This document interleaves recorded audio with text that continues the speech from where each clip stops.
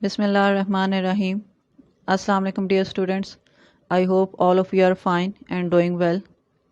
Students, as you know that we have finished your chapter number 6, that is algebra, and from today we are going to start the new chapter, that is unit number 1, sets. Students, sets is not a new topic for you.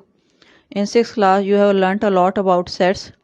So before going to start the new topics of sets, I will recall or revise some basic points of sets here. As you know that George Cantor was the founder of the set theory. And what is the proper definition of set? That a collection of well-defined and distinct objects is called a set. Well-defined means that when we make a set, all of us are having the same and single opinion regarding the selection of the elements. And distinct means that there will be no repetition of the objects in a set. For example, in this set you see that A is the set of vowels, and all of us are having the same opinion that these are the 5 vowels that we will include the set of vowels. There is no other opinion. So that's why these elements are well defined. Secondly, you see that there is no repetition of any element. So that's why these objects are also distinct. The third point is the individual objects in a set are called the members or elements of the set. In this example, you see that there are 5 members or elements. 5 objects are present. A, E, I, O, U, and these are the members or elements of this set.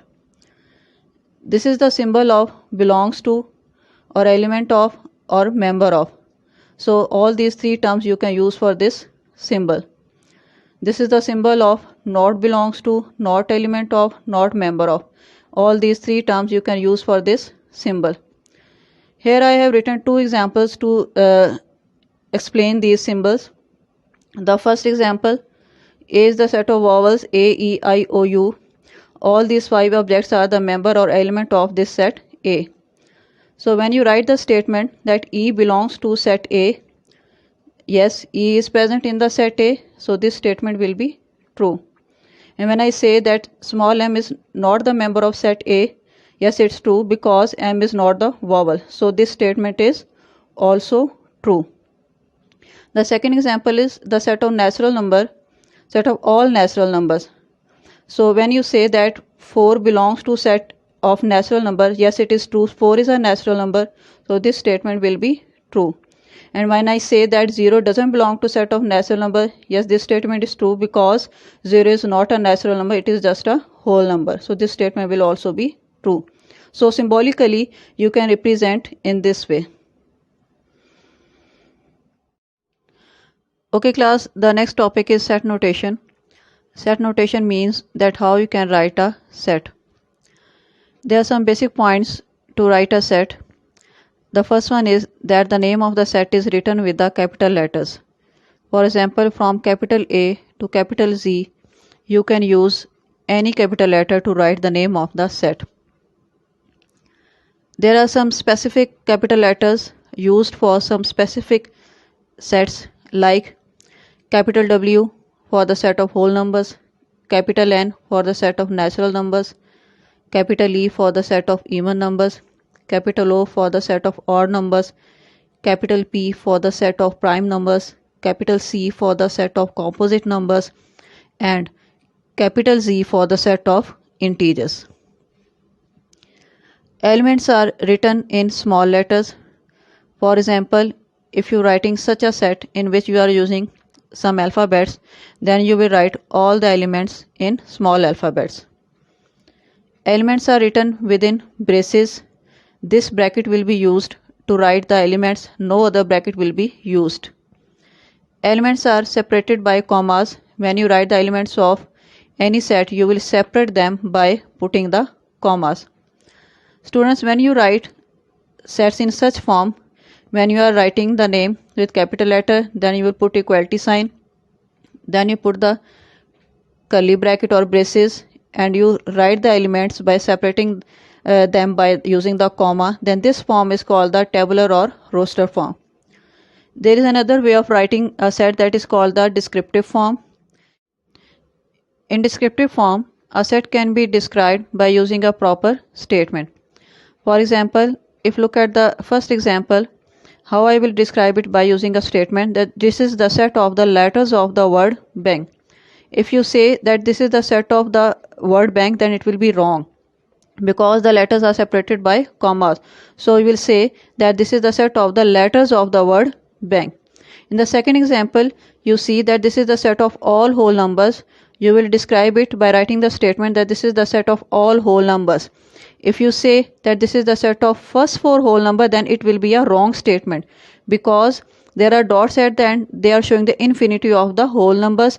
They are showing that this is the set of all whole numbers. So the proper statement will be that this is the set of all whole numbers. Okay class, the new topic is types of sets. As you know, there are three types of sets: finite set, infinite set, and empty or null set. A set having countable elements is called finite set. It means that if you count the elements of a set easily and you know the last element of the set, then that set will be called the finite set. Finite set has limited or countable elements. You know the last element of the set. Look, in this example, this is a set of prime numbers, but first four prime numbers. And this is a set of natural numbers, but the set of natural number up to 100. So you can easily tell the number of elements in set P. So the number of elements in set P, that will be 4. Here n stands for the number of elements in the set P. In the second set, number of elements in the set n. The first element is 1, the last element is 100, and in between means that the natural number coming in between 3 and 100 are also included in this set. So the number of elements in the set n, that will be 100. Infinite set, a set having uncountable elements, is called infinite set. It means the set having unlimited elements that you can't count, you can't tell what is the last element of the set, then that set will be called the infinite set. Identification of infinite set is that when you write it in tabular form, there will be dots at the end. So this is the set of all prime numbers, and this is the set of stars in the sky. It is impossible to count the stars, so that's why this set will be also infinite. So when you want to tell the number of elements in an infinite set, it is not possible. The last one is empty or null set. A set having no element is called empty set or null set. For example, set of alphabets between A and B. You know that there is no alphabet between A and B, so that is the empty set. Set of moon on earth, there is no moon on earth. A man with 4 eyes, it is impossible that there is a man with 4 eyes. So all these are the examples of empty set. D is the set of natural numbers below 0. You know that the first natural number is 1. So there will be no natural number that is below 0. So the symbols of empty set are the empty braces or this symbol phi. So you can represent the set D by using these symbols, this one or this one. So when you want to tell the number of element in the empty set, you know that there is no element. So how you will write the element of empty set? So you will say that the number of element in the empty set, that will be 0. Okay class, now we will start exercise number 1.1 and we will do first 3 questions of this exercise. Question number 1 has 3 parts.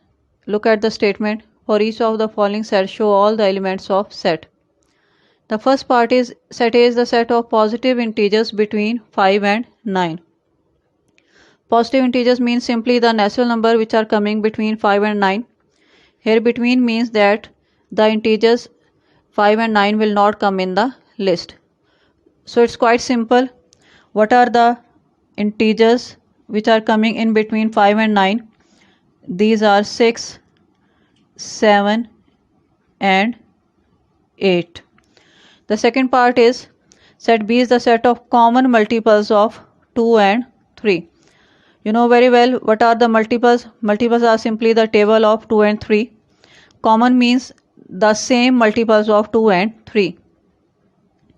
So the first common multiple of 2 and 3 is 6, then 12, then 18, and because the multiples are infinite, so that's why common multiples will also be infinite. So here you will put the dots and they will show that the common multiples are infinite. Part number 3, set C is the set of factors of 66. You know very well that how you can make factors of any number. Factors means the numbers by which 66 is divisible. And you know that the first factor of every number is 1 and the last factor of every number is itself.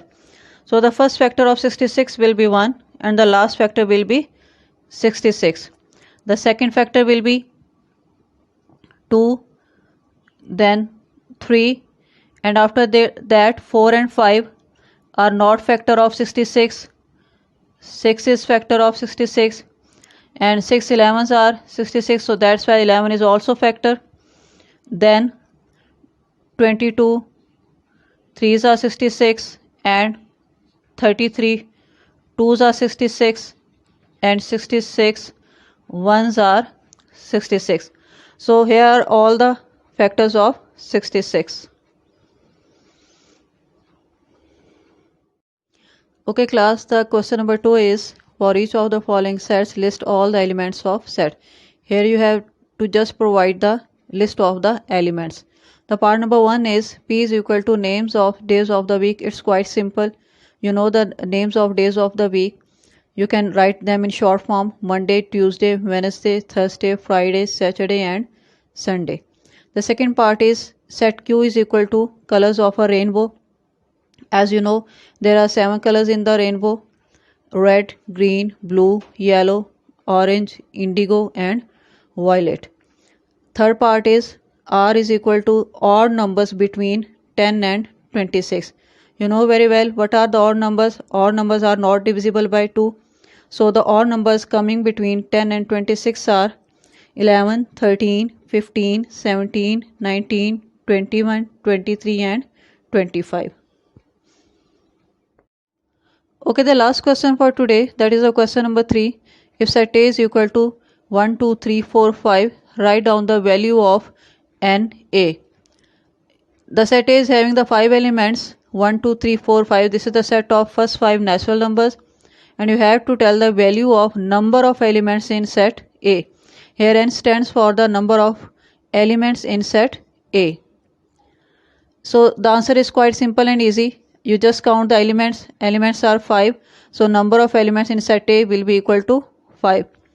So students, that's all for today. You have to do these first 3 questions with all its parts in your notebooks as it is done by your teacher in the notes, and you have to do your classwork in a proper way. At the end, diary is given and the key of the previous test is given. You can check your previous test with that key. So till the next class, take care and Allah Hafiz.